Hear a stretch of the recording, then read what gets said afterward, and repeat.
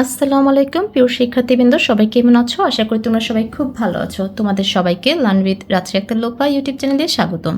আমি রাজশ্রী। আজকে তোমাদের মাঝে আমি তৃতীয় শ্রেণীর প্রাথমিক গণিত বইয়ের অধ্যায় 6-এর পৃষ্ঠা 68-তে যে অঙ্কগুলো আছে সেগুলো নিয়ে আমরা আলোচনা করব। আমাদের অধ্যায় 6-এ তো ভাগ আছে, তো এই অধ্যায়ের 68 নং পৃষ্ঠাতে 3টি সমস্যা আছে, এই সমস্যাগুলোর সমাধান করব। আচ্ছা, আমরা প্রথমে যদি দেখি, এখানে একটা কোশ্চেন মার্ক দিয়ে লেখা আছে যে 20টি কলা আছে, যদি তুমি প্রত্যেক শিশুকে 5টি করে কলা দাও, মোট কতজন শিশু কলাগুলো পেতে পারে? আচ্ছা, এখানে দেখি বই কি নির্দেশনা দিয়েছে।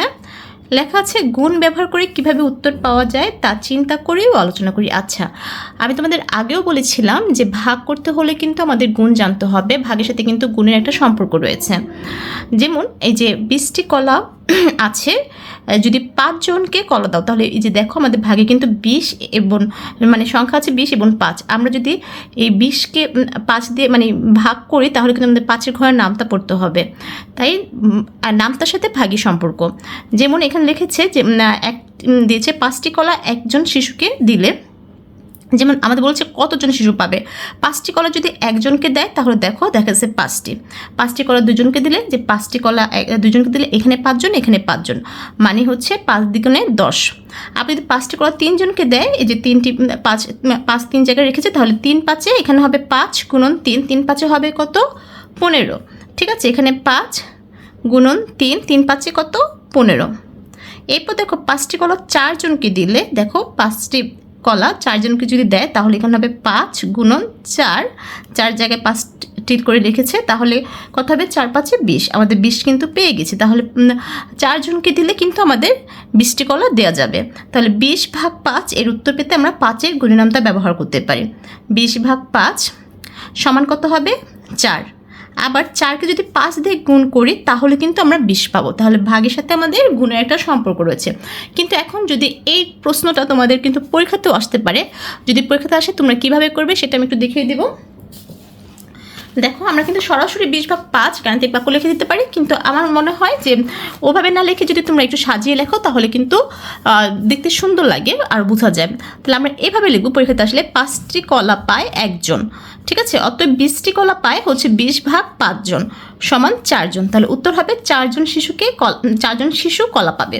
আমরা কেন এইভাবে লিখলাম দেখো, মানে লেখার জন্য দেখো আমাদের কি চেয়েছে, আমাদের চেয়েছে কতজন শিশু কলা পাবে। আমাদের যা চাবে সেই জিনিসটা কিন্তু আমরা শেষে লিখবো লেখার সময়। তাহলে যদি দেখো প্রত্যেক শিশু মানে হচ্ছে একজনকে, মানে একজন পাবে কয়টি? 5টি। কিন্তু আমরা জন কথাটা মানে শেষে লিখবো।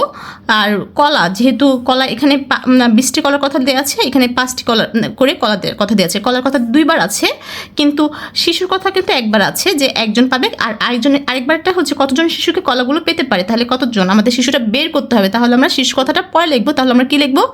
5টি কলা পাবে। 5টি কলা পাবে কয়জন? এই যে প্রত্যেক মানে হচ্ছে 1, 5টি কলা পাবে একজন। এরপর আমরা 5-এর নিচে কি লিখবো? 5-এর নিচে লিখবো 20। 20টি কলা পাবে কয়জন? 20/5 সমান কত? 5-এর নামটা যদি পড়ি, 5-একে 5, 5 দ্বিগুণে 10, 3 5-এ 15, 4 5-এ 20, 4 জন। তাহলে আমরা উত্তর পেয়ে যাব 4 জন শিশু কলা পাবে। আমরা এভাবে সাজিয়ে লিখবো। আমরা আরেকটু ক্লিয়ার হব যদি এই অঙ্কগুলো করি। দেখো, আমরা কয়েকজন শিশুকে 32টি লিচু ভাগ করে দিলাম। আচ্ছা, কয়েকজন শিশুকে দিল, কয়জন শিশুকে দিল সেটা কিন্তু বলা নেই। প্রত্যেক শিশু 8টি করে লিচু পেল। এই যে প্রত্যেক শিশু মানে প্রতিটা শিশু হচ্ছে 8টি করে লিচু পেল, মানে একজন পেল 8টি লিচু। কতজন শিশুকে লিচুগুলো দেওয়া হয়েছে?